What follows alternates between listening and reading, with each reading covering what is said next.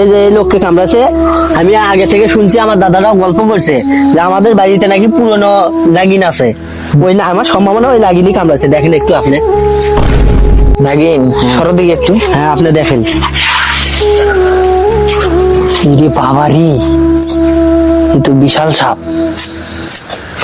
এই যে নাগিনের কথা করছি, সেই নাগিনী নাকি বাবা গো, এই তো ধরা সামনে ফাঁসে গেলাম। এখন তো চলে গেলে তো আমার তো নাম আমার খারাপ হয়ে যাবে। এখন কি করি, কি করা যায় দেখি তো। এই যেমন আমার দাদার আমলের নাগিনের কথা করছে, আমার দাদাও তো একটা বিন দিয়েছিল আমার। দেখি বিনটা বাই করে দেখি।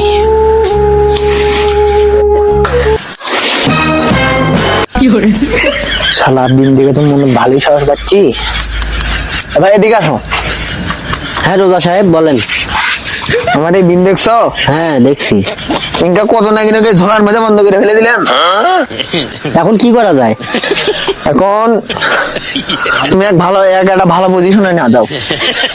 তুমি যখন বললা যে এই ঘরের ভিতর নাগিন আছে, তুমি এই ঘরের ভিতরই নিয়ে যাবা। আচ্ছা ঠিক আছে। হ্যাঁ তুলো।